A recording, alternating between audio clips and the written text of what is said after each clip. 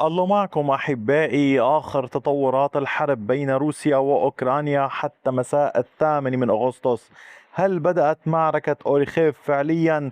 التطور الأبرز هذا المساء يأتي من زابوروجي، حيث تمكنت الوحدات الروسية من السيطرة على إحدى البلدات بالتزامن مع دخولها إلى مدينة أوريخيف نفسها. لكن ما يجعل الصورة أكثر أهمية أن التحرك لا يقتصر على هذه الجبهة فقط. هناك تقدم روسي آخر في القطاع الغربي من زابوروجي، وعمليات تقدم على جبهة كراماتورسك، إضافة إلى ضغط في محوري فولشانسك وعلى طول الحدود الروسية الأوكرانية أيضا في خاركيف. في المقابل، الوحدات الأوكرانية تحاول إنقاذ الموقف وتقوم بسلسلة من الهجمات المضادة تمكنت على إثرها من التقدم أيضا في جبهة كراماتورسك. هنا لدينا عدة أسئلة مهمة سنحاول الإجابة عنها في هذا الفيديو. هل الدخول الروسي لأوريخيف مجرد اختراق محدود، أم أننا بداية محاولة للسيطرة على المدينة؟ ولماذا يتزامن الضغط على زابوروجي مع تحركات مستمرة في كراماتورسك وخاركيف؟ وهل التقدم الأوكراني قادر على التأثير في الضغط الروسي على كراماتورسك؟ أسئلة كثيرة سنتحدث عنها في الفيديو، وأتمنى من حضرتكم أيضا أن لا تنسوا إبداء رأيكم في التعليقات ومشاركة الفيديو عند الانتهاء من مشاهدته ودعم القناة لتستمر بشكل كبير. لنبدأ من جبهة أوريخيف. قامت قوات الفرقة 42 من الجيش الروسي بعملية السيطرة الكاملة على بلدة نوفودانيليفكا بعد أن كانت قد اخترقتها في أوقات سابقة، وواصلت عملية التقدم في هذا الشهر في 3 قطع كما كنتم تشاهدون باللون الأحمر. اليوم الجيش الروسي أكمل السيطرة عبر هذه المنطقة هنا باللون الزهري، سيطر على كامل البلدة ومحيطها.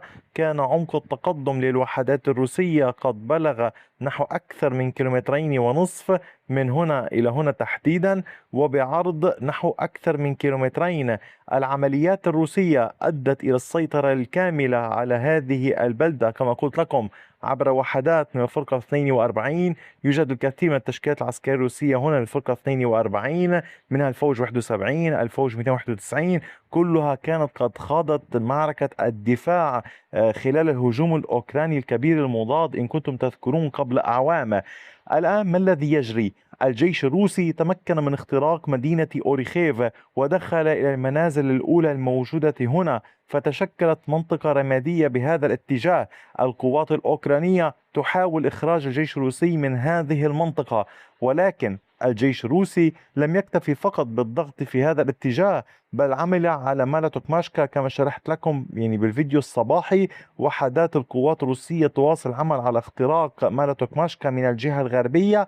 إضافة إلى كل ذلك، هناك عمليات روسية باتجاه هذه البلدة الموجودة هنا إلى الشمال من أوريخيف، تحاول القوات الروسية الدخول إليها. واليوم هجوم قوات الفرقة 42 من الجيش الروسي يتم في 3 اتجاهات: مدينة أوريخيف، البلدة الموجودة شمالها، ومالا توكماشكا، فيما القوات الأوكرانية تحاول الدفاع على كامل هذا المحور. أما على صعيد القطاع الغربي، فالوحدات الروسية تمكنت من التقدم إلى الغرب من بافليفكا مجددا باتجاه لوكانيفسكي. كما تشاهدون الجيش الروسي سيطر على هذه المساحة باللون الزهري. عمق التقدم للوحدات الروسية بلغ 2.71 كيلومتر بهذا الاتجاه بامتداد 3 كيلومترات. العمليات الروسية أدت إلى وصول القوات إلى خط التحصينات الموجود هنا. حاليا ما الذي يجري في هذه الجبهة؟ الجيش الروسي يتحرك باتجاه نوفوياكوفليفكا انطلاقا من بافليفكا، ويحاول القيام بعمليات اختراق. لكن لفهم الأمر أكثر، قلت لكم الجيش الأوكراني كان قد وضع الكثير من القوات في هذه المنطقة، ويحاول الدفاع قدر الإمكان عن هذه المنطقة ككل. لذلك الجيش الروسي اليوم هو أمام مواجهة قوات أوكرانية كثيرة منتشرة في الجبهة، والتقدم باتجاه لوكانيفسكي ليس من اتجاه واحد فقط، بل تحاول القوات الروسية الاقتحام من عدة اتجاهات نحوها. لذلك المعركة هامة، وعلينا مراقبة إلى أين ستؤدي هذه العمليات. أما على صعيد العمليات العسكرية في اتجاهات أخرى، ففي كراماتورسك كان بارزا تقدم الطرفين في هذه الجبهة. نحن اليوم نتحدث عن محور سلافيانسك ضمن جبهة كراماتورسك. التقدم الروسي كان باتجاه ميكولاييفكا، حيث على طول الطريق الرئيسي المؤدي إلى ميكولاييفكا الوحدات الروسية تقدمت وسيطرت على هذه المساحة باللون الزهري. كما تشاهدون هذا التقدم الروسي كان بعمق 850 مترا وبعرض 930 مترا. الوحدات الروسية تعمل على القيام بعمليات لتثبيت سيطرتها في وسط هذه الغابات أو الأحراش الموجودة هنا ضمن هذه المساحة، وتحاول الاختراق باتجاه ميكولاييفكا المدينة مباشرة. العمليات ليست بالسهلة، سبق وقلت لكم كانت وحدات الاستطلاع الروسية تقوم بعمليات في شرق ميكولاييفكا.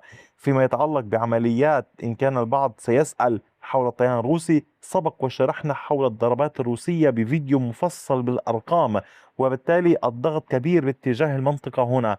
أما القوات الأوكرانية فقد تمكنت من إحراز تقدم بعد سلسلة من الهجمات المضادة انطلقت من ستارودوبيفكا. ضغطت الوحدات الأوكرانية بشكل مكثف باتجاه بسكونيفكا وسيطرت على كامل هذه المساحة باللون الأزرق. الجيش الأوكراني تقدم بعمق 3 كيلومترات وبعرض كيلومترين، والعمليات لا تزال مستمرة. على ما يبدو هدف الوحدات الأوكرانية هو فتح المجال أمام قواتهم للسيطرة على هذه المنطقة ككل المجاورة للنهر الموجود هنا، ربما لإرسال تعزيزات وإمدادات للقوات الأوكرانية الموجودة في اتجاهات أوزيرني وديبروفا. وهذا ربما يحاولون القيام به استمرار عمليات الضغط في كامل هذه الاتجاهات للإبقاء على جبهة إلى الجنوب من مدينة ليمن، وبالتالي يحاولون ربط كامل هذه المنطقة ببعضها البعض إن أمكن القول. أما العمليات بشكل عام لا تزال مستمرة والطرفان يضغطان هنا. أما على صعيد العمليات في اتجاهات خاركيف، ففي جبهة فولشانسك واصل الجيش الروسي عملية التقدم وقد تمكن من السيطرة على كامل هذه المساحة في محيط إيفانيفكا وزخاريفكا. التقدم الروسي كان على كامل هذه المساحة هنا باللون الزهري. عمق التقدم للوحدات بلغ 1.80 كيلومتر بامتداد أكثر من كيلومترين. تحركت القوات الروسية على كامل هذه الجبهة هنا. يحاول الجيش الروسي ربط مناطق السيطرة بين باكشييفكا في هذه المنطقة وإيفانيفكا وزخاريفكا في هذا الاتجاه لمواصلة عملية التقدم على طول الطريق الرئيسي، وهو ما تشاهدونه وبات أوضح الآن. يعني قلت لكم كان الجيش الروسي وحدات الفوج 11 دبابات واللواء 34 قد سيطروا على أنيتشيني. ستلاحظون أن الجيش الروسي يتحرك على طول النهر الموجود هنا للسيطرة على البلدات، وعلى طول الطريق الرئيسي على هذا الخط الأصفر للسيطرة عليه، وبالتالي يحاول أن يكون هناك سيطرة كاملة على هذا النحو ليصبح نطاق الطوق المفروض على الوحدات الأوكرانية في حال نجح به. يعني يطوقون القوات الأوكرانية الموجودة هنا على نطاق واسع، وبالتالي يصعب على الجيش الأوكراني اختراقه، ولكن علينا مراقبة إلى أين ستؤول الأمور. أما فيما يتعلق باتجاه كوزات شالوبان فقد تمكنت الوحدات الروسية من توسيع السيطرة في هذا القطاع والسيطرة الكاملة على هذه المساحة باللون الزهري. عمق التقدم للوحدات الروسية بلغ 2.34 كيلومتر بامتداد نحو أقل من 3 كيلومترات. العمليات لا تزال مستمرة والضغط الروسي متواصل في هذه الجبهة المؤدية على طول الطريق إلى مدينة خاركيف. ما الذي سيحصل هنا؟ علينا مراقبة ومتابعة التطورات. أحبائي، أعود لأدعوكم مجددا لدعم القناة. هناك أسفل الفيديو ستشاهدون زر موجود انضمام لمجموعة قناة اليوتيوب، يمكنكم دعم القناة ماديا، وأيضا زر شكرا أو تانكس بالإنجليزي. إضافة إلى ذلك هناك عدة وسائل أخرى. مشاركة الفيديو أمر هام ليستفيد الأصدقاء من هذا المحتوى. شكرا على وقتكم الثمين، وإلى اللقاء بفيديو آخر.